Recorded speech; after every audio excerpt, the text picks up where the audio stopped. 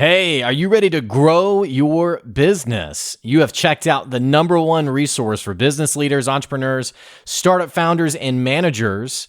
And we're going to teach you how to grow and scale your business with real actionable steps. There's no fluff in this podcast. It's just good advice. Check out this episode. If you're a first-time listener, make sure you subscribe to the podcast. And if you enjoy this episode, leave us a 5-star review. Today's episode is with Rachel Druckenmiller. She's the founder of a company called Unmuted, and she helps build resilience and leadership for companies that actually care about their employees. There's a lot going on right now, and I cannot think of a better person to listen to when it comes to actually building that resilience and building that perseverance in your team. She hosts incredible virtual trainings that are energizing, they're engaging. She's a wonderful speaker and a wonderful person, and she has some incredible advice for you today. Stay tuned. Here comes your good advice.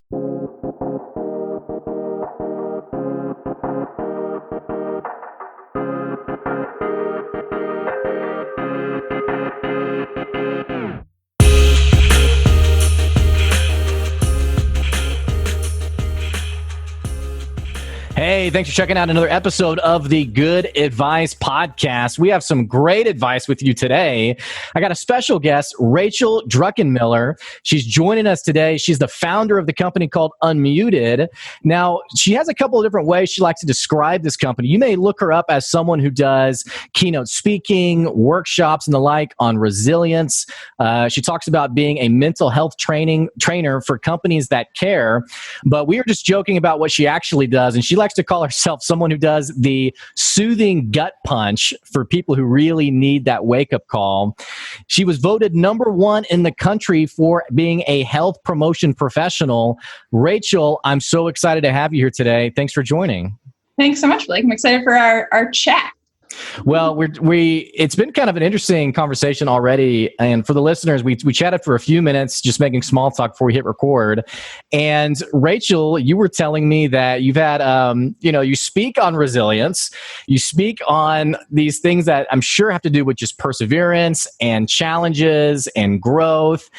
But you also mentioned that literally just a few weeks ago, you went through a challenge of your own. Would you mind sharing with the audience what happened? Yeah. So I was, I was hit by a truck when I was out running. I was out running with my husband, and very unexpected. Didn't see it coming, and fortunately sustained, not the extent of injuries I think I could have. I have a fracture on my spine, a spinal fracture on my final vertebrae in my rib cage. So I get to wear a back brace for several weeks, and it's going to be, I don't know how long the road is to healing, but I guess when you put out in the world that your area of expertise is resilience, I think you can probably expect that you're going to have some things happen that are going to literally and figuratively knock you down, and then that you're going to have to kind of bounce back and grow stronger through it. So I didn't even know where to go from here, because when we first were talking, you said it so casually. You were like, yeah, I got hit by a truck on May 3rd or May 4th, sometime the first week of May. And I was like, oh my gosh, like this month, like not like 10 years ago, like you literally just got hit by a truck. Yeah. And I'm just trying to, I can't even process it. You're the one who went through it, but I'm like, oh my gosh, what? Like, what the heck? But you seem like someone, I love how, not that you're being casual. I mean, you did sustain a major injury, but very positive and very, this happened, and very, I guess, forward thinking is the word to use. I guess that's just you. That's just who you are. I think it's a couple things. So one, leading up to, everything that's been going on with coronavirus, I totally pivoted my business, because I started my business in September, speaking and training, and everything was in person. And then coronavirus hit, and then everything got canceled. And I was like, shoot, like, what am I going to do for my business? And so I was like, well, I'm going to pivot, and I just took everything online. And I was like, well, what do people need right now? They need support for well-being and resilience. So let me do that. So I'd really before the accident, I spent 2 months speaking like every day, either speaking about or researching how to be more resilient, specifically in a time of crisis, specifically in the midst of like a grieving period. And so for me, I honestly feel like that sort of training that I was talking to myself as much as I was talking to anybody else. And so I think I was in a better place from a mindset perspective when it happened.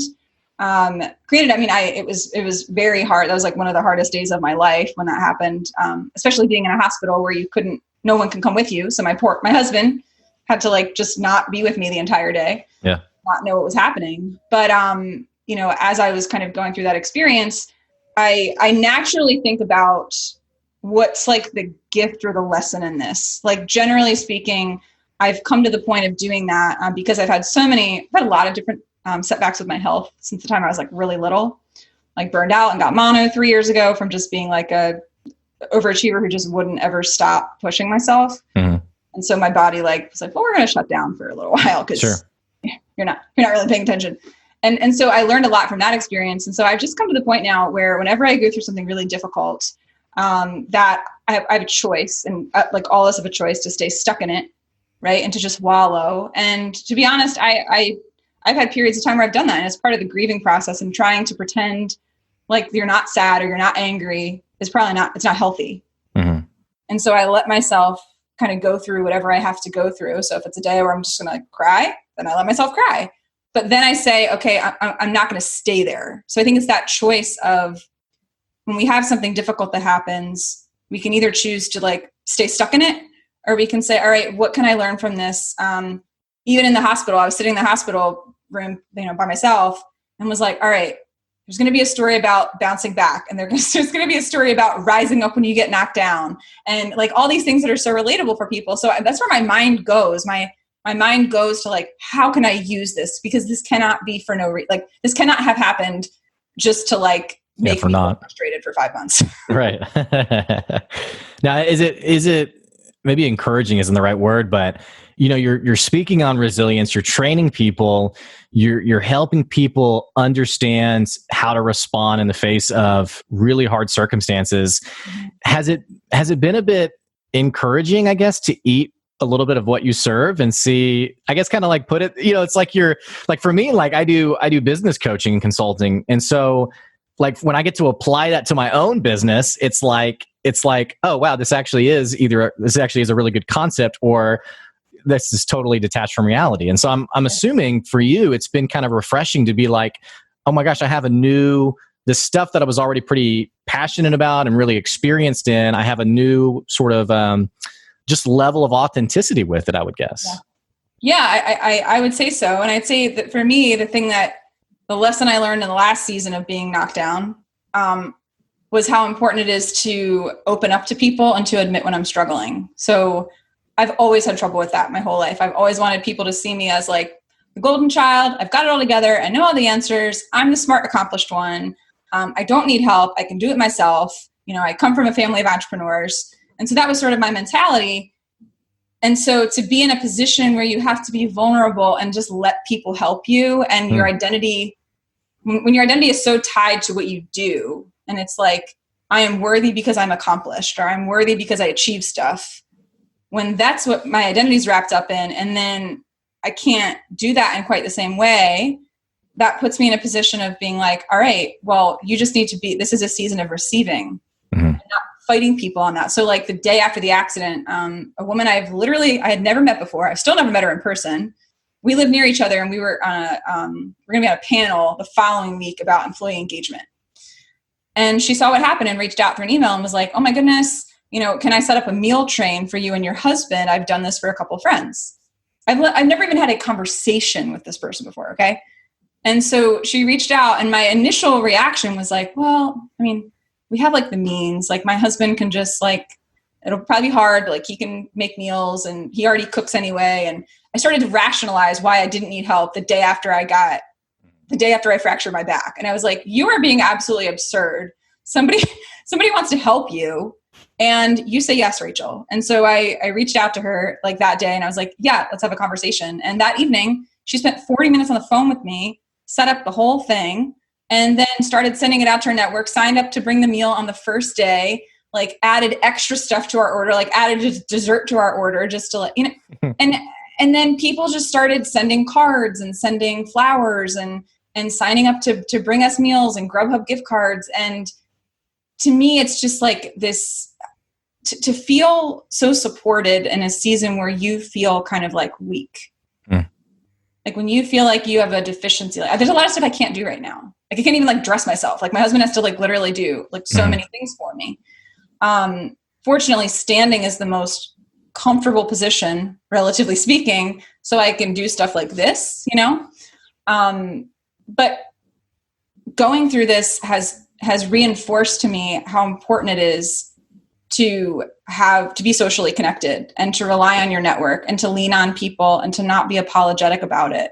And to just let people like love you and to let people, you know, you just had a baby recently, right? And yeah, you've got to like cut yourself some slack and let people help you, right? If you're going to get through that. Yeah, no, we like to be just totally on an island as we desperately deal with a pandemic and a newborn. So it's been interesting. I mean, we've had an amazing network of people who are like, literally just, what do you need? Like, we need diapers, like stat, we need diapers. And, you know, it's funny because I finally just got a big order of diapers and now she's too big for those diapers. So it's just the way it goes, I guess. But, you know, listening to you talk about this network, sorry, I muted myself to cough and then I didn't unmute myself. Listening to you talk about this network, I'm a little interested in this woman who reached out to you because social media has created the means for us to be more connected than ever with even people we don't even really know. Like I have people on Instagram I have a few people who I'm commenting, and like one of them, a guy just got engaged. I've never met this guy before in my life. I didn't even know how I ended up following this guy or how he ended up following me, but he just got engaged. And I was like, man, that's awesome. It's such a beautiful journey. Congratulations. And there's these connections we make with people. And it's a bit interesting because it feels like in some ways we're missing it.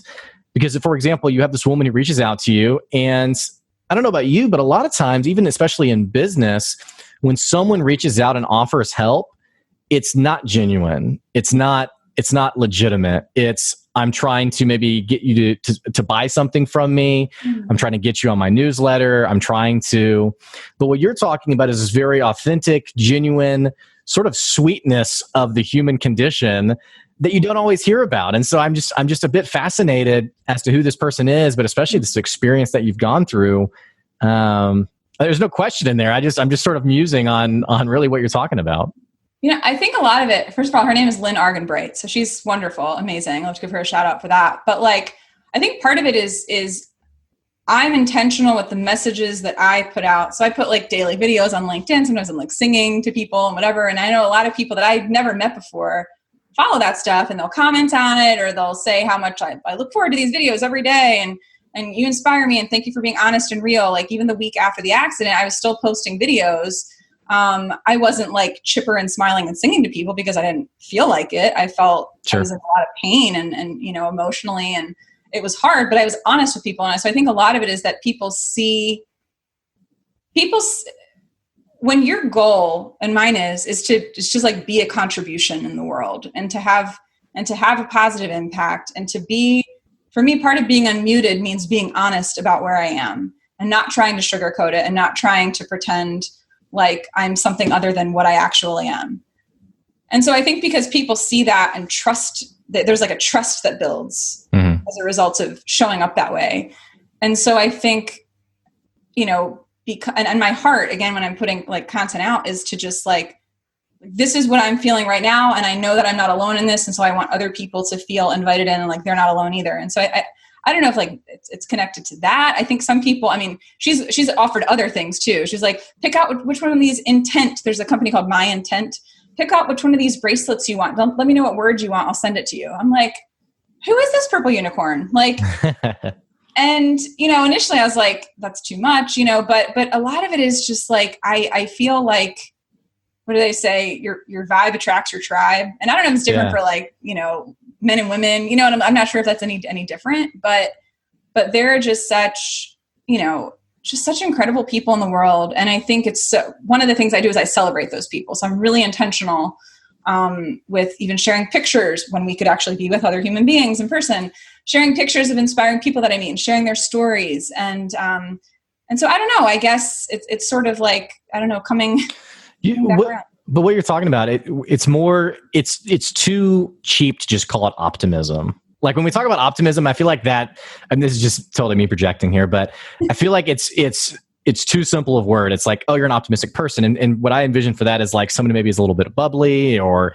they have a bit of a positive spin on things, but you're going even a level beyond that. And you're even talking about, okay, what's my contribution? I mean, I like right now today, I mean, there is so much happening in the world right now, protests in Minneapolis, we have COVID. Don't even mention the political side of things, what's going to happen there. I mean, there's so much to be negative about.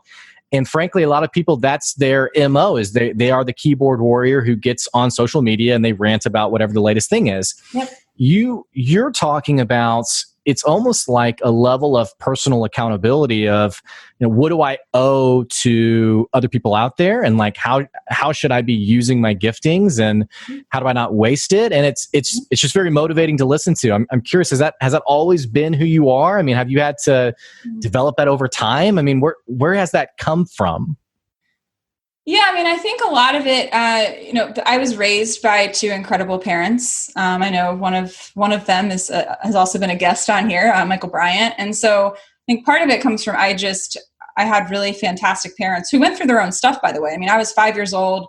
They went through a rough patch in their marriage, separated briefly. That's a really hard time to go through something like that when you're 5 and you're deciding whether or not the world's safe and you're deciding whether you can trust people, and to have something like that so disruptive happen, like, has an impact on you, right? I didn't know it at the time, but one of the things it did was it caused me to just like try to be the good kid, golden child, right? Have it together all the time.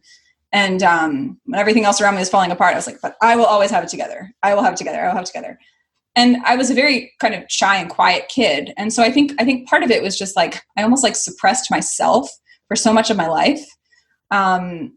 I was always curious about people. I was always intrigued by people. I started watching Oprah like in middle school. My dad was listening to Tony Robbins when I was like 10 or 11 years old. So part of it is that I've had kind of these voices, very close to me in terms of family, or through people that I've never met that I hope to meet one day. And so part of it is just like hearing that kind of stuff, right? I was always curious about that. I studied psychology in school. And so I just always wanted to understand people. And I think so much of it was because I wanted to understand myself. And I experienced unkindness. I mean, growing up, didn't really feel like I fit in with my peers. And I have journals from elementary school. So I know what I thought because I have it written down in a tiny little black journal with pink hearts on it that goes back to 1994 or something. And I know what it feels like when people are unkind to you.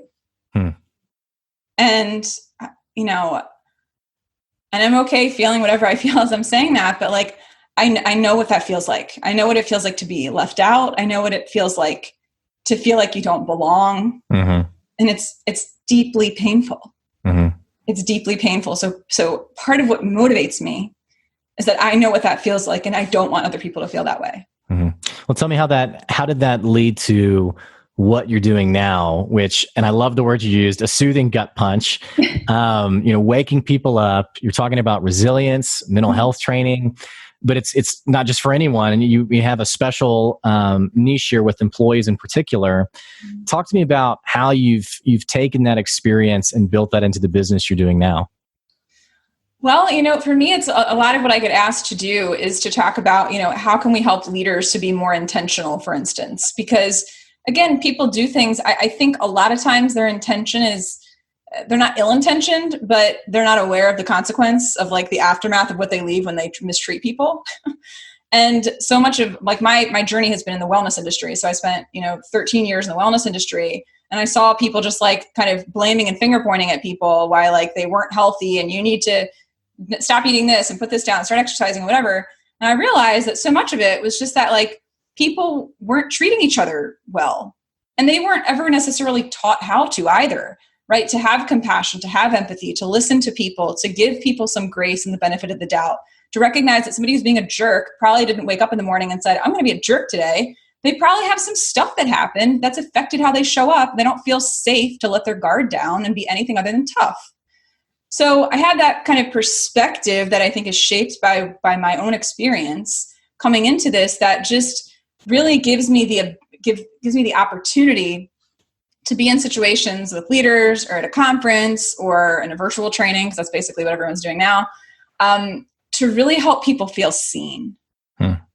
And a lot of it is rooted in me sharing my own story. So part of it is when we share the challenges and struggles we've had and we're honest about them, right? And it's not a shtick and it's not a script. It's just, this has been the experience that I've had, and it's a universal, or at least a relatable human experience. Once you do that, like once I say I was an overachiever and my entire identity was defined by what I accomplished, and when I couldn't accomplish anything, I didn't know who I was, or didn't know how I fit, or didn't know how I was valuable to people. Like, people can see themselves in that. And I think a lot of time there's this concern as a leader to like put on all these masks and put up all these walls, because I will only let you see the part, like you were alluding to before, I will only let you see the part of me that is impressive. And that's a lonely place to be, because if you can't, I spent too much time exhausting myself trying to be what I was expected to be, doing what I was expected to do, like even in my industry, working in a benefits consulting space, there's certain things that wellness people do. And I didn't agree with a lot of what my industry did. And so I would resist that and I'd get pushback, and I got to the point where I was like, you know what? After I went through several health challenges of like getting mono 3 years ago, of a couple years before that, I had some challenges with my weight, of being clinically malnourished, having a bunch of digestive issues that just got me in a rough spot. And for me, the catalyst was going through this experience where I was the poster child for my company, because I had lost 20 pounds doing our weight loss challenge that I brought to the company. So I was the wellness person, wellness director. I brought this challenge, and then I became the success story. And I was telling everybody it was great. And then in the midst of that, like within a couple of years, my body started not behaving the way that a 27, 28-year-old woman's body is supposed to like act. And I just was soaking in the compliments from people of like, oh my gosh, you look amazing. You lost weight. Like you look so good. You look fantastic. Yeah. Meanwhile, like certain systems in my body weren't working right. Right. But you can't talk about that, because you're just supposed to absorb the compliment that you look skinny. Right. Yeah. And so I remember I was terrified to do this, but I had a blog that I wrote for 6 years called Rachel's Nourishing Kitchen. And I remember going to finally see a doctor in 2014 about what wasn't working. And she said, you might need to gain some weight. And I was like, no. I'm the wellness person. Like I help people lose weight. Like, do you understand? Like my whole image, I can't noticeably gain weight. And she's like, well, like, if you want your reproductive system to work right, you might have to do that. And so I did. And I was terrified because I noticeably gained weight. Like when you're 5'5" and you lose or gain 20 pounds, it's obvious, right? Like Sure. You're not going to hide that. Yeah. So much so that somebody who had met me 3 years earlier did not recognize me when they saw me after I had gained weight back. Wow. And you just notice that people stop saying that you look good. That's how you notice that you've gained the weight back, And I remember I wrote a blog post and I called it The Courage to be Vulnerable, My Untold Story. And I outlined in there that like, I was terrified. All these clothes I got rid of. So I was like, I'm never going to wear those clothes again because I'm so skinny. And I had to go shopping again, and I had to go up several sizes. And it was just it just messed with me, especially as a woman. Like we tie so much to our body and how it looks, especially in the industry and the role that I was in. And it was really hard. And so I started to share with people, this is where I am. This is what happened. But it took me a year to share it. So I got to the point where I had gained the weight back. My body started to kind of all systems go, started to work properly again. And it was after I was on the other side of that I shared the story. And I realized that that's what we often do. We often wait until we have the after story. We don't tell the middle story. Yeah. Right? We don't tell it when we're going through it. And so I got through that experience and I shared what happened, and I was honest. My before picture was like the super skinny, malnourished picture. My after picture was after I gained like 15 pounds. It was my first keynote at a national conference. And the response to that speech, the response to the article, to me was just beyond what I would have expected. because people just started opening up and sharing their own journeys and their own stories with me and how much they appreciated me being honest. And I realized in that moment, I was like, oh, this is like what I'm supposed to do. Like, I'm supposed to be honest and not sugarcoat the difficult things that we experience. And when we do that, right, when we give other people permission to, when we speak about these things ourselves, we give other people permission to talk about them too. And for me, I believe that was kind of the beginning of my unmuting in that way. And then I just started to get honest with people. And then the challenge with that was I got that award that's the #1 health promotion professional in the country. And then I put even more pressure on myself because I was like, great. Hey, they said you're the best. Yeah. So like, you have to be the best at everything. You have to keep being the best at everything. And then that was like pressure, pressure, pressure. And then 2 years later, I burned out and got Epstein-Barr virus. Lost my voice. I had to sleep 11 hours a night and did not feel rested. It was like 6 months until I started to feel like myself again. Wow.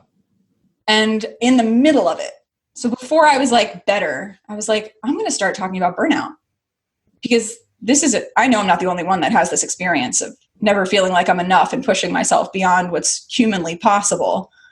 And so I started doing that. And then the response people were like, thank you for saying that. And so I was like, this is what I'm here to do. I'm here to talk about the things that people don't really want to talk about because they're uncomfortable, but that they're actually struggling with. So if we don't bring light on them, they stay hidden and secret and heavy. Mm-hmm. And then when we talk about them, we bring light to them, and then they're not so shameful anymore, and they're not so embarrassing, or they don't feel like such a source of guilt or something that leaves us open to condemnation of some sort. And so that was really what shifted things for me, is those series of experiences. You used a word earlier that you don't hear a lot about, or at least I don't hear a lot about it, and it's identity. And it's what your identity is. And I think your story is a really great illustration of really honestly what a lot of people, it's sort of the rat race that we're all sort of in terms of trying to either protect our identity or create it into something that we envision it, it being something super successful. And I love that you're working with leaders, because especially in leadership, I mean, goodness, the amount of misconceptions on what a leader really is. And you have people who are so wrapped up in their identity of authority and having it all together. But especially in the business world, it feels like, and I love what you said, we often don't tell the story until we're done with it, right? And it's like, oh, this is what I went through, and here's how amazing I am now. Mm-hmm. It's amazing the number of like entrepreneurs and business owners who I talk to who are making zero money whatsoever, but they beat around the bush about it. I mean, they won't really be honest about it until finally, once they finally hit a stride of successfulness, it's like, oh yeah, and by the way, it's been miserable for 6 months. Why is it that it seems like people get so caught up in chasing that identity they envision for themselves? And then also, why does it feel like people struggle so much with being honest? And I don't even, and not even make this question any longer, but I don't even think it's honesty with other people. It seems like a lot of times we really have a tough time. I mean, even listening to you talk about your story, there kept being these moments of sort of self-realization of like, oh my gosh, this is what I'm doing. It feels like a lot of people can't ever really be honest with themselves either and realize, oh my gosh, this is the identity that I'm sort of desperately grasping onto and sort of forcing. Yeah, I think part of it is really like there's this idea of supposed to, like that people are connected to. So like, all right, if I do this, like I'm supposed to be successful, right? And so I have to let people know just how successful I am. Otherwise, like I'm going to be kicked out of the tribe. So much of it is connected to like, we have this innate need to connect and to belong. And if anything that threatens that sense of connection and belonging literally feels like a threat to our life in terms of like to our brain, that's how our brain experiences it. And so if we feel like we've done something, or we're in a position that basically kicks us out of a tribe, we do everything we can to like get ourselves back into that place into people's good graces, into a sense of being accepted. So I think it can come from a number of places. It can come from rejection, growing up. I mean, like one of the things I experienced, right, where I was kind of struggling to prove myself. I was like, oh, you won't accept me socially? Fine, I'll just win at everything. Like, I mean, that's like what I did. I was like, fine, I won't be accepted by you. I'll be accepted by the teachers. Like, even though I really wanted to be accepted by them. Right. So part of it is like being willing to acknowledge what you really want instead of acting so tough, right? Like, oh, I don't really need that. I don't really care what people think. I don't really care if people like me. Like, I'm sorry, BS. No, you do care. If you didn't care, you'd be like a sociopath. But, so I think that's part of it. But I think the other part of it is people, and I'll share this just honestly, I'm connected to something deeper than myself. So like my faith is really important to me. I don't talk about it a lot because I don't want to come off as like proselytizing ever. But for me, like I have a sense of, I believe I'm here for a purpose. I believe I'm here for a reason. I believe I'm meant to have a specific impact. I believe that I'm here to do good things. I'm here to make the world a better place. And so for me, it's connected to a very deeply embedded sense of meaning and purpose of why I'm here. I have a sign that my husband gave me in my living room that says, before you were born, I set you apart. I have in here, I have a sign, why blend in when you were born to stand out. Like I've always had this sense that deep inside me that I'm meant to do something impactful here. And so because I believe that, I pursue things that will get me closer to that. Right. And so I think part of it is I've had like I said, a really fantastic upbringing. I had some really wonderful teachers that poured into me and saw me. And when I didn't feel like I fit in with my peers, they accepted me. And then really starting about 3 years ago, I let people speak difficult truths to me. So friends who I'd started to let in, people that I had started to open up to and share the things that I wasn't always perfect and together all the time. Those people started to speak some difficult truths to me. So I had a friend when I was going through the burnout experience and I'd just been diagnosed with Epstein-Barr. She texted me and said, the text message started with the words, "Warning, unsolicited observation coming." So, and then like a full screen and a half scroll, right? Yeah, sure. So I was like, can I delete this? Yeah. And I kept reading and she was saying like, Rachel, it seems like you post so much about not worrying, on social media, about not worrying so much about, accomplishment and about slowing down, but like, you don't really seem to slow down. And, if I may say so, you don't really seem content or fulfilled. Oh. I wish that you could just believe all the words that you share with the rest of us because like, you're amazing and we love you. And to have that exposed, to have it exposed on the surface, I'm winning all these awards and I'm so successful in my career. I'm so successful, right? But I'm not content. That was like, oh man, that's a blow, right? But she said it she had earned the right to say that to me because we'd been friends for several years. And she's just one of those, my friend Kara, she's just one of those really courageous people who says what needs to be said and is like even more honest than I am, I think at times. And so little by little, those types of things started to happen where I was open enough because before I was just like kind of a little tough. And I think people would have assumed I'd get defensive if they questioned me or called me out because I probably would have gotten defensive because my pride and my ego were sort of loud. People just started speaking truth to me, like difficult truths, saying difficult things. Like my friend Tori, who I went to college with, I have always had hangups about my birthday and about people not planning things to celebrate my birthday for me and feeling like people don't care, they don't like me, pity party, whatever. And I was with her, my sister, and like I think one other friend on my birthday for a lunch. And I invited all these other people, and like nobody could come, and I was feeling sorry for myself. And she was like, I made some comment about not having like a lot of friends, and she's like, "I'm going to stop you right there." She's like, "How long have we been friends?" And at the time, it was like 13 years. And she was like, then she rattled off like maybe 5 other people. She was like, "You need to stop saying that you don't have friends."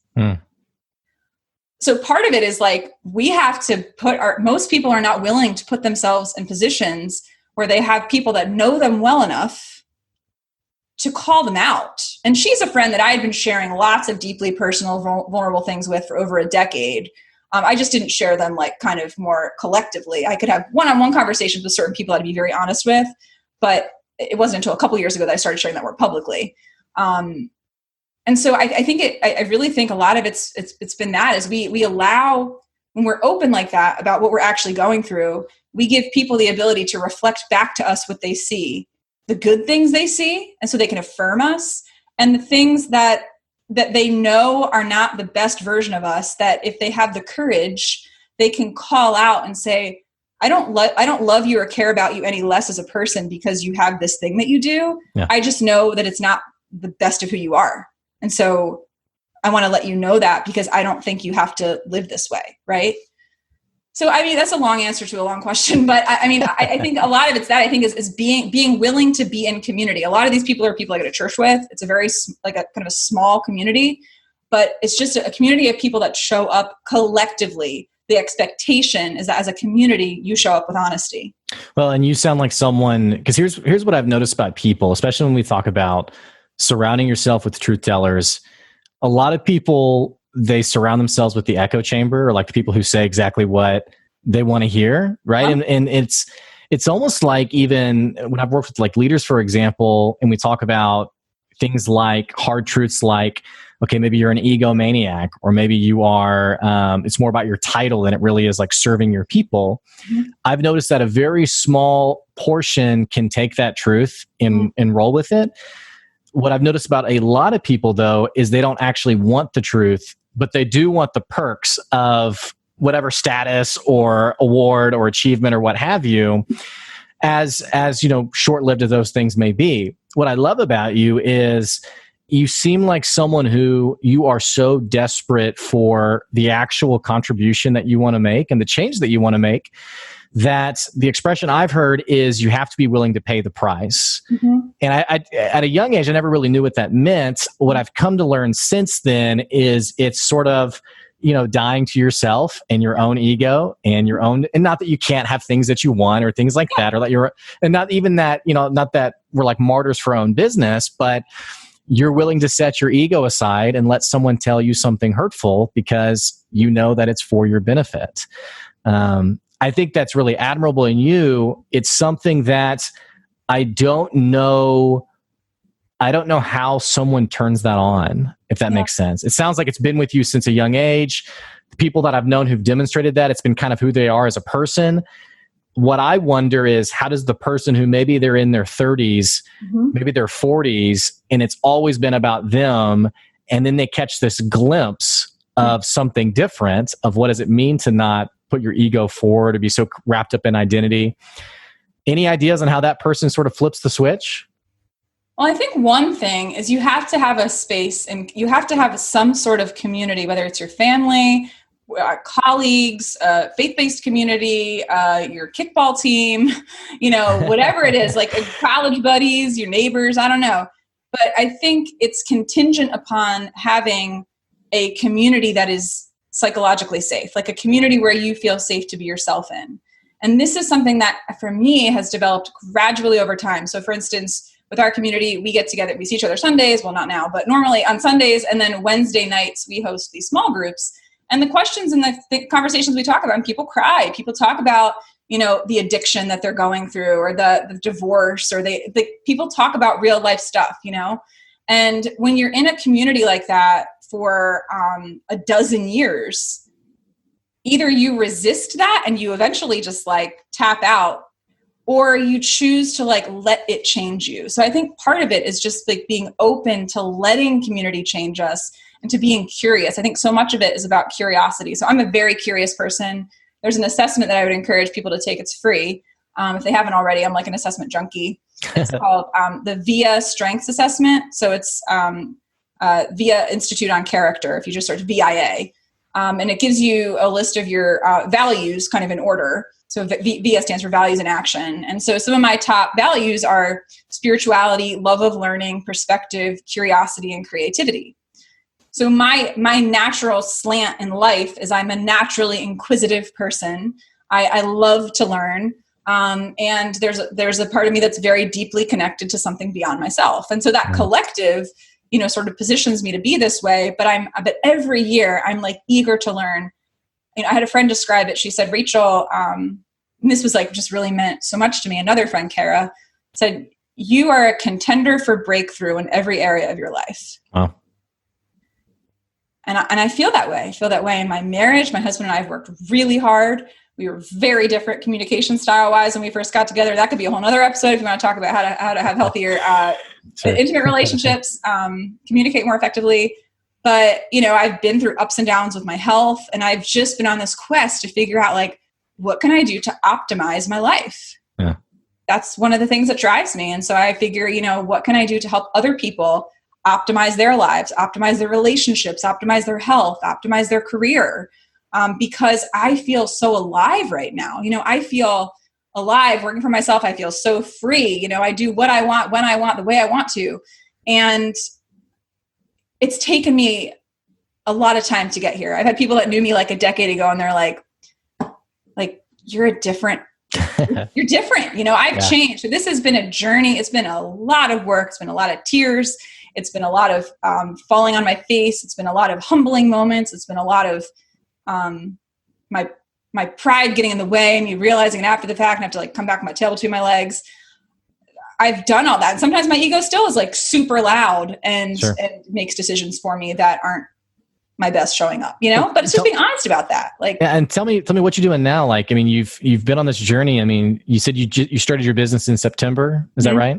Yeah. So tell me about what's that journey been like? And you, by the way, you chose a great time to start a business. I sure did. Well, here's what I'm proving to myself. I'm like, if I can launch my business and in that year have a global pandemic hit and get hit by a truck and still have, like, May is going to be my best month ever in my business. Wow. Great. And I'm super grateful for that. And I have worked my butt off. Like, I have worked really hard to establish relationships. So one thing is over the course of when I was working for somebody else, I got to meet a lot of really amazing people. And I was intentional in how I showed up in those relationships. And, I had a lot of coffee meetings in January and February with people that are very connected, that are saying to me, if there's ever anything I can do to help, let me know. And when people say that, I'm like, okay, I'm going to actually take you up on that. And so I've had a lot of, wonderful people make introductions for me to people and get me connected to things. And I've put myself out there and, have done a lot of free work for associations that are struggling with their members. And they've said, we want to just upend our program this month because we know our people need resilience and well-being. And we know that that's what you do. Some of these groups I've spoken to before, and they're like, we need you this month. And so for me, it's like, all right, how can I serve? Again, how can I be a contribution? And then, I've been able to companies I've never worked with before, some people I've known for years, that once I went out on my own, they reached out to me and were like, hey, now that you're a free agent, can we work with you and do this? And so it's just, I'm doing a lot of virtual training. So around resilience, around how to reset mindset, how to refill your tank, self-care, and how to have healthy social connection in a time of physical distancing. And so a lot of people need help with all those things right now. And I'm not being shy about telling people that that's what I do. And I do it in a way that that's like dynamic and energetic and is interactive. And so people really feel like they're a part of the process and not just, listening to a talking head. So, I mean, I can't wait until I can be back on a stage in a room with 1,000 people giving a keynote. Like, oh my gosh, I'm going to be so on fire to do that. But I don't know when that's going to happen again. So I basically pivoted, and I'm in the process of building out some online courses that I'm going to put on an online platform. I think what I like about you too is, there's a lot to like about you, but one thing in particular that I love about what you're saying is you took a brand that in your mind you envisioned being on stage, and you said to yourself, you pivoted it. And I've talked to people, especially in corporate training, especially in public speaking, who, when we talk about the pivots, and pivoting can be such a nebulous, ambiguous, like, what does it really mean to pivot your business? But when we talk about pivoting during COVID and going online and doing virtual, I can't tell you how many people have said, oh no, like my secret sauce is being in the room with people. And I'm sure that's true for many of us. What I love about you is how, even though that is probably true, how it sounds like you, without really much hesitation, you were like, okay, this is the next step. This is what needs to happen next. And it seems like if people could be a bit more open-minded, I guess, for where their business could go, rather than it has to be this certain way, I wonder if many of us would be a lot more successful long-term, especially during circumstances like what we're facing right now. Yeah, well, part of it, and I have to give credit where credit's due. I had a client that I did a burnout workshop with. So the year I burned out, they brought me in to do a burnout workshop. Yeah. in person, a financial services company. And their one of their principals reached out to me the second week of March, when everything, where I live in Maryland, everything shut down. All my events were being canceled or postponed for the next 6 months. And I was like, which means all my income was going to disappear for the next 6 months. And I was like, oh my gosh, what do I do? And she reached out to me on LinkedIn and said, we need your help. We need to support our employees' physical and emotional well-being. Do you do virtual training? And like a good old entrepreneur, I said, I sure do. Yeah. I said, ready, fire, aim. Yep. I sure do virtual training. Yeah. Of course. And then I built it out. I was like, yeah. I've been doing webinars for over a decade. I know how to be dynamic behind a computer screen. I've been delivering content on resilience and well-being for years. I have expertise in this field. I know how to use the technology to be engaging and interactive. I just have to sit down and map it out and do the work and just start telling people that this is what I do. Yeah. And so, I really, that was the catalyst for me, that outreach of, can you do this? That was my lifeline. While I was grieving basically the second 2 weeks of March, and a couple other people, a guy named Dave Wenkos reached out and was like, hey, we're doing a panel about how to be positive in the midst of this. This was very early on in the process. And he had John Harbaugh, the Baltimore Ravens football coach, on the panel too. So I got to be on a panel with John Harbaugh, which was super cool. Brag. Yeah. Just unexpected, So for me, I looked at that and I was just like, wow, I had been so consistent for years about posting content on social media. I was in front of people. I did videos. I started doing videos daily in mid-January. My coach, Simon Bailey, was like, daily videos. I was like, but I do them weekly. He goes, Monday through Friday. I was like, oh my gosh, it's so much work. But it was a discipline that I developed, and it got me in front of people. And so I became front of mind for a lot of people. And so they're like, we need someone on positivity and resilience. And it was like, Rachel. So sometimes we don't know that it's the consistency. So much of running a business and being a successful entrepreneur is to keep showing up. Mm-hmm. You keep showing up. You keep showing up. You don't know who's watching. It doesn't matter. You keep showing up. No one's buying. You keep showing up. You just keep doing the work. And so that's what I did. I kept doing the work, and then things started to come. Yeah. And I don't mean to interrupt you, but there's a really great insight here, especially for people listening, where, you're talking about May being one of your most profitable months, which says a lot for it being COVID season. But I don't want to diminish, and you're not diminishing it, but for my listeners, I don't want, because a lot of times we skip again to the end of the story. Oh, now it's successful. Now I want that for my own business, et cetera. But you talked about, 90% of your meetings being coffee meetings and meeting people and building relationships and posting for months or years on end, and not really, I literally just had a conversation with a client a couple of weeks ago, and we were talking about social media. And I said, look, 90% of this game is just letting people know that you're not dead, that your business isn't out of business, that you're still there. Because people, that's what they remember, is the person who's been consistent and who's front of mind and who's present. I love how you've done that for your own business, and frankly, you're reaping from the benefits today. I'd love to keep talking. We've totally gone over time. We've run out of time. I have to wrap us up. You've been an amazing guest, Rachel. Tell the audience what's the one thing you'd love for them to go do, whether that's to follow you, check out some of your content. What's the best thing for them to do? I would say, so I sang today. If you want to hear me sing, I sang Ain't No Mountain High Enough in my video today. So I periodically do that. So I'd say just follow me. If you want more of this kind of conversation, I do little, probably 1, 2, 3 minute videos on a daily basis on LinkedIn. And I'd love to, hear from you, to interact. I'd love to meet people and connect with people if this has been impactful for you, and to just do that, and to show up, and to let me know what you're going through. Send me a message. I would love to just kind of hear how this has affected you, and let's connect over there and put faces with names, I'd say. Great. Rachel, you've been an amazing guest. Thanks for joining today. Thanks, Blake. For the listeners, I will put Rachel's LinkedIn bio in the episode description. If you've listened to any of these episodes, you know how much I love LinkedIn, so definitely get on there and give her a follow. Hey, if you've never checked out the podcast before, this is your first episode, what the heck you waiting on? Click that subscribe button. Make sure you're continuing to follow the great advice we're bringing to you literally every week. And if you enjoyed this episode, definitely give us a 5-star review. Hey, thanks for the support. Thanks for listening. We'll catch you later. We'll see you.